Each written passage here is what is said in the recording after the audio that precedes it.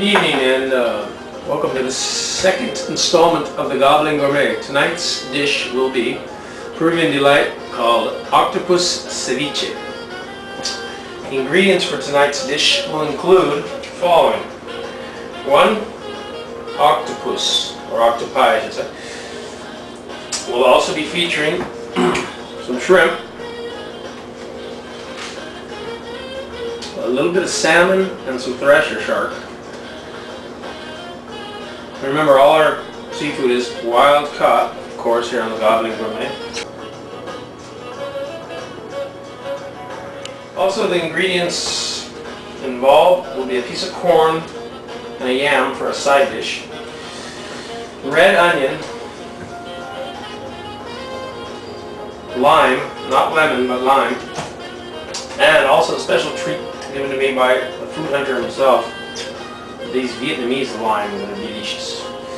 Also, cilantro, fresh from the backyard, and a chili or two. Should we throw in some oregano? Nah. And of course, the most important ingredient of all, the mystical garlic. Okay, we're going to soften up this octopus a little bit because it's a little rubbery. So we're going to boil it for about, I don't know, 5 to 10 minutes. Soften her up a little. Okay, phase 2. We're going to cut all our lime, at least 10 to 12, usually, maybe 13. 13 is a good lucky number. We'll put 13 lime into this dish. And we'll enjoy our green tea all the while. Put a little lime in the tea is good too. Okay, we've got our limes squeezed. And now we're going to go ahead and shell the shrimp one by one. And you can see they're opaque. Once I throw them in the lime juice for like even 15 minutes, they turn completely white. So basically, the way this works is the acid in the lime is what's going to be cooking our fish. And I can't explain how the molecules are rearranged to invoke this cooking process, but I can say the results will be delicious. Lemon juice isn't acidic enough, but lime juice will cook anything. And again, this dish will be spectacular. Let's not forget these little Vietnamese lime given to us by the food hunter, Mark Brownstein. We're going to throw these in whole.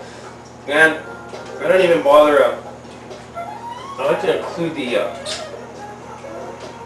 the lime seeds because a lot of the magical nutritional properties are in the seeds, believe it or not. So if you eat those seeds, you'll be doing just fine.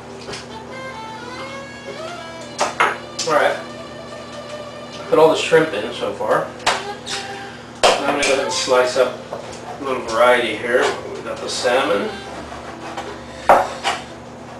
and this piece of thresher shark.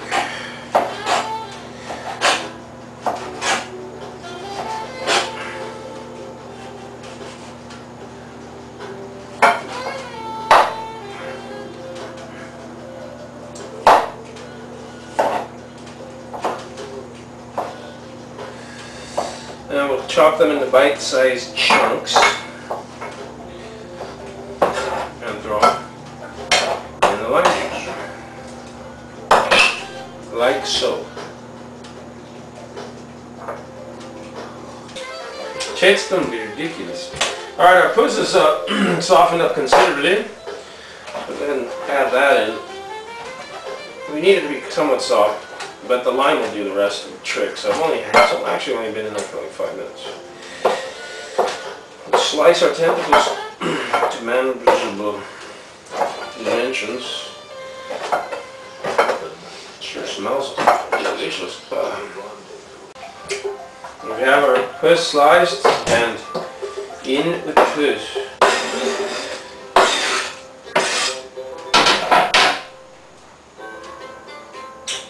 Okay, now we're going to finely slice our cilantro, our garlic, and our red onion. We're also going to throw a small piece of corn and a yam into boil. These are little side bits that are quite popular amongst the high plain. We're going to add our cilantro. Chop it as fine as I feel like chopping it. Our garlic, we've got 5 thick cloves, and we'll do this well for the winter. This garlic has a nice flavor. And 1 chili. Last time I made it, I put 2 in, but that was a little too hot. These little backyard chilies are really hot. What I mean by hot is spicy. And it's good to be spicy, but I don't want to overdo it. Overpower our dish. So we're going to throw that in. And then we're going to top it with a red onion. Now this red onion we're going to try to slice as thin as humanly possible. And it's kind of hard towards the end, so I end up just dicing it, slice and dice, but see if we get it real thin. That's a nice popping. We'll put a little pepper. What the heck?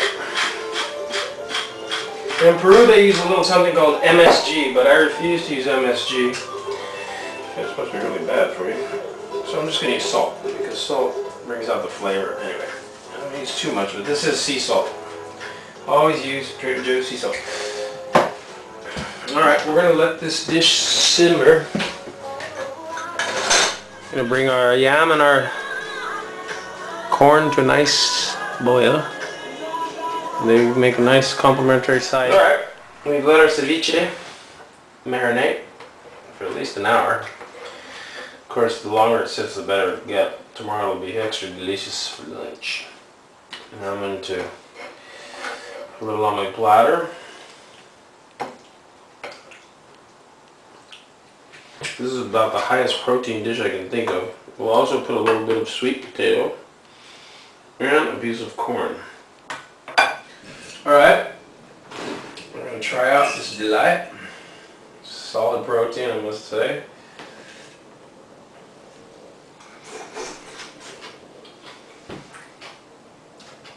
It's delicious.